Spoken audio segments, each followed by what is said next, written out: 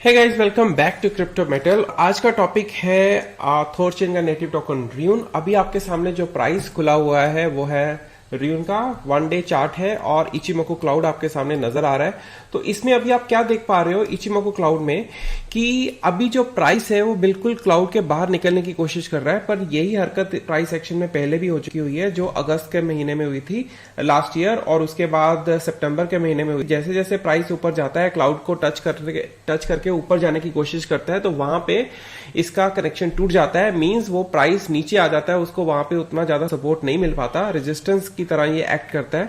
तो हमें यहाँ पे भी एक चीज का ध्यान रखना पड़ेगा कि यहाँ पे भी चांसेस बन सकते हैं। यही कारण है कि कल 2 दिन से ये प्राइस यहीं पे मूव करने की कोशिश कर रहा है, बट इस बार का सिनारियो थोड़ा डिफरेंट है। उसका कारण है बीटीसी में भी प्राइस एक्शन काफी बूम कर रहा है, और बीटीसी में भी क्या हो रहा है कि आप जो ये सामने आपको नजर आ रहा है, ये crypto market support band indicator है, तो उसमें अभी प्राइस व्हाइट लाइन के नीचे आया हुआ है। इसके बारे में अगर ज्यादा जानना हो तो आपको मेरा एक पुराना वीडियो देखना पड़ेगा जो मैंने अभी रिसेंटली बनाया था, जिसमें लिखा हुआ था, टाइटल था bitcoin fight with the bull market. तो वो आप वीडियो देखो, उसमें आपको मैंने पूरा एक्सप्लेन किया हुआ है कि क्रिप्टो मार्केट सपोर्ट बैंड कैसे काम करता है और किस तरह इसको इफेक्टिवली हम इसको यूज करके हम ट्रेडिंग को निखार सकते हैं, इंप्रूव कर सकते हैं। तो अभी मेरा पॉइंट क्या है, इन शॉर्ट में बता देता हूं कि जब तक प्राइस यहां से क्रॉस करके ऊपर जाके रीटेस्ट नहीं करता, तब तक अल्ट कॉइन्स में पैसा लगाना अक्लमंदी नहीं रहेगी, क्योंकि उसमें रिस्क रहता है। क्योंकि बीटीसी अगर देखो आप बार बार यहां से रिजेक्ट होकर नीचे आता है, तो यहां पे अगर वैसे तरह का रिजेक्शन आता है तो सारी मार्केट में डिप आने के चांसेस काफी बन सकते हैं। पर अभी हम र्यून की बात कर रहे हैं, तो र्यून का सिनेरियो क्या चल रहा है। र्यून को अगर क्रिप्टो मार्केट सपोर्ट बैंड की नजर से देखा जाए तो ये काफी बुलिश इसमें नजर आ चुका हुआ है, क्योंकि ऑलरेडी ये बैंड को क्रॉस कर गया है और दूसरा हफ्ता इसको चल रहा है। दूसरे हफ्ते में अभी 1 दिन और 7 घंटे रिमेनिंग है, और ज्यादा से ज्यादा क्या होगा कि एक बार इसको रीटेस्ट करने आ सकता है। ये वाले हफ्ते में तो चांसेस कम लग रहे हैं, मे बी अगले वीक। तो उसमें क्या होगा, उतने दौरान में क्या होगा, अगले वीक तक प्राइस इस तरह से, ये जो रिबन है जो बना हुआ है, ये ऐसे मूव करेगा। तो इसका अगर रीटेस्ट होना भी हुआ तो कहां पे, यहां पे जाके हो सकता है, जो कि $8 और $7.5 के करीब करीब हो सकता है। तो ये तो हो गया प्राइस एक्शन के बारे में। बट अभी जानते हैं कि इसमें इतना ज्यादा बूम आ क्या रहा है, थॉरचेन एक्चुअल में करता क्या है। थॉरचेन एक ऐसा प्रोटोकॉल है जिसमें आप अलग अलग इकोसिस्टम के टोकन्स को आप स्वैप कर सकते हो। जैसे अगर आपने इथेरियम से बीएससी जाना है, बीएससी से एवलांच जाना है, एवलांच से सोलाना जाना है या फैंटम जाना है, तो ये सब चीजें मल्टी चेन में स्वैपिंग करने में हेल्प कर रहा है। इस वजह से ये काफी कॉम्प्लेक्स भी बना हुआ है, और यही एक कारण था कि इसने नवंबर के महीने में लास्ट ईयर को इसका जो टोटल वैल्यू लॉक था वो काफी पीक पे था। पर उसके बाद क्या हुआ, एकदम से ये नीचे आ गया, क्योंकि सिस्टम इतना कॉम्प्लेक्स बनाया हुआ था जिसमें स्वैपिंग हो रही थी। तो इनको एक हैक इनको फेस करना पड़ गया, बट लोगों का कोई नुकसान नहीं हुआ। फंड थोड़ी देर इधर उधर हो गए, मिसप्लेस हो गए, बट इन्होंने क्या किया, अपने ट्रेजरी से सारे लोगों के फंड्स को वापस कर दिया, पे बैक कर दिया। कुछ टाइम लगा, और उसी दौरान क्या हुआ, इन्होंने अपना काम जारी रखा, अपने सिस्टम को और ज्यादा सिक्योर किया। तो अब ये करते करते क्या हुआ, इस महीने के शुरुआत में ही इसका जो टोटल वैल्यू लॉक था वो बढ़ना शुरू हो गया।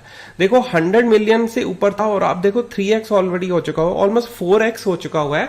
तो अब अगर बाकियों के कंपैरिजन इसकी बात की जाए, अगर हम टेरा की बात करते हैं तो वो देखो 26 बिलियन पे बैठा है। ये मैंने सेटिंग देख लो, मैंने क्या सिलेक्ट किया हुआ है, इसमें से मैंने कुछ भी नहीं किया। अगर मैं इसको तो इस वजह से ये चार्ट ऐसे दिखता है। अगर हम सारी ऑप्शंस को क्लिक करते हैं तो वो कुछ और तरीके से दिखेगा।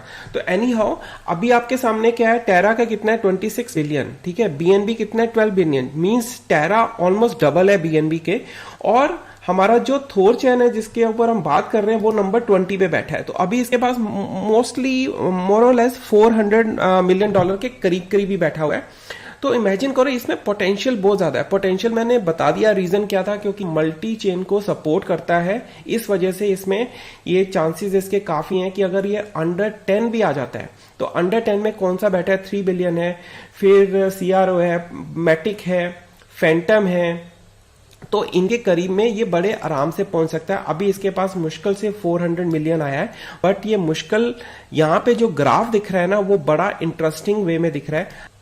हाँ, तो मैंने अभी इसको क्लिक कर दिया डबल काउंट को, तो यहां पे आपको क्या दिखेगा, इसमें एकदम से स्पाइक आया है कल परसों में। उसका कारण क्या था, क्योंकि टेरा ने अनाउंस किया कि वो भी इसके साथ एसोसिएट हो रहा है। अब जब इसकी थॉरचेन स्वैप की जो वेबसाइट की बात करते हैं, ये यूआरएल को अच्छे से देख लेना जब भी आप कभी इस तरह की साइट्स की यूज करते हो। तो यहाँ क्या हुआ, पहले टेरा और लूना यहाँ पे नहीं था, तो टेरा और लूना कल ही अनाउंस हुए, तो उसके कारण क्या हुआ, इसमें अच्छा खासा इसके टोटल वैल्यू लॉक में एक हाइक हमें देखने को मिला। अब ये फंक्शन क्या करता है, अब देखो ये फंक्शन क्या करता है। यहाँ पे आप देखो सिर्फ बीटीसी को देखोगे तो इसमें नजर कितना आ रहा है, एपीवाई कितना नजर आ रहा है, 24% माय फ्रेंड। तो बीटीसी जैसे टोकन में 25% अगर एपीआई मिल जाए तो और हमें क्या करने, हमें ट्रेडिंग करने की जरूरत ही नहीं है, अगर हम स्टेकिंग में भी चले जाते हैं। तो यहां पे अगर हम लिक्विडिटी प्रोवाइड करते हैं बीटीसी में और इथेरियम में, देखो 24% बीटीसी, 24% इथेरियम, बीयूएसडी 68%। तो इस तरह से काफी हाई एपीवाई अभी अब दिख रही है।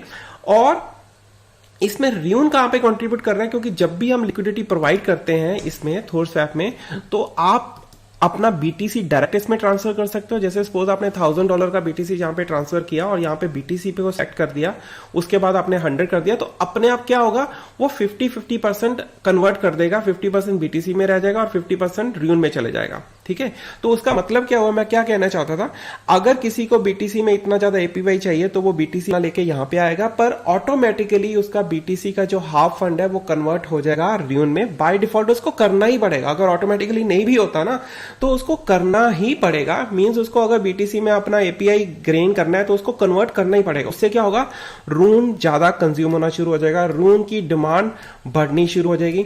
अगर हम इसके कॉइन मार्केट कैप में देखें तो इसका देखो मैक्सिमम सप्लाई कितना है, सिर्फ इतना, और सर्कुलेशन सप्लाई इतना चल रहा है ऑलरेडी।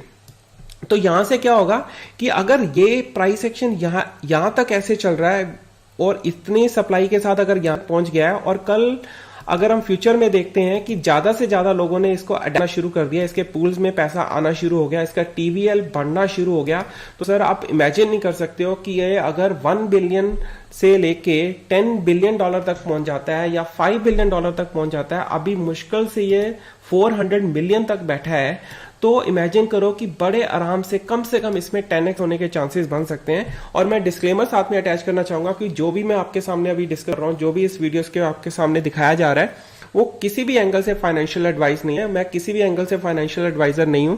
अगर आपको फाइनेंशियल एडवाइस चाहिए तो आपको वाकई फाइनेंशियल एडवाइजर को ही ढूंढना चाहिए, उन्हीं को कांटेक्ट करना चाहिए।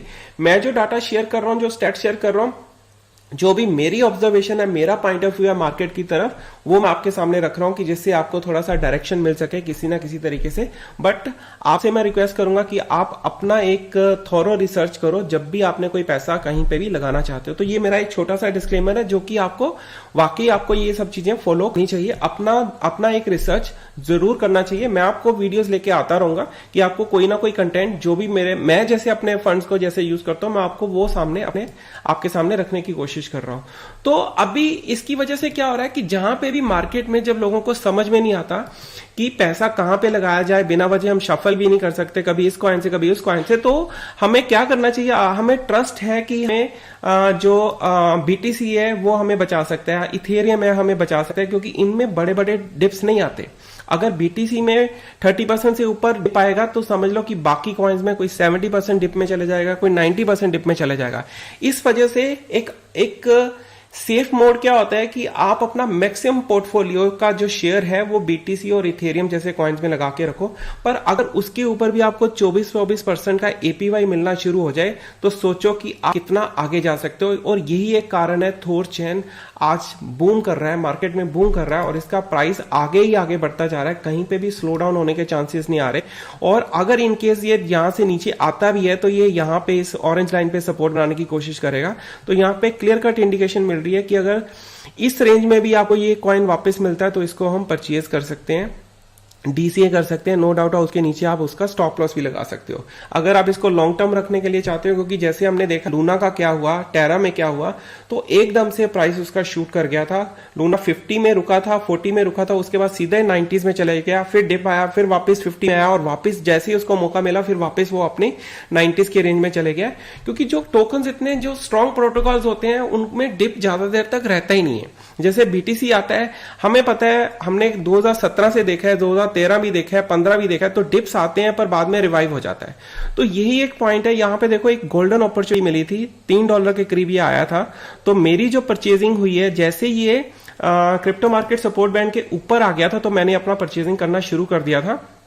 ऊपर तो यहां पे आया है, पर यहां पे जैसे ही उसने एक बड़ी कैंडल दिखाई तो मेरी परचेजिंग इस लेवल पे हुई है और कुछ मैंने डीसीए तक यहां पे किया था। और जैसे यहां पे पहुंचा मेरे को लगा कि ये वापस आ सकता है, तो फिर मैंने फर्दर परचेजिंग करनी बंद कर दी। पर अब मैं परचेजिंग कब करूंगा, जैसे ये रीटेस्ट करने के लिए वापस आता है तब मैं इसमें और अपना फंड ऐड करने की कोशिश करूंगा किसी दूसरे प्रोटोकॉल से निकाल के यहां तक।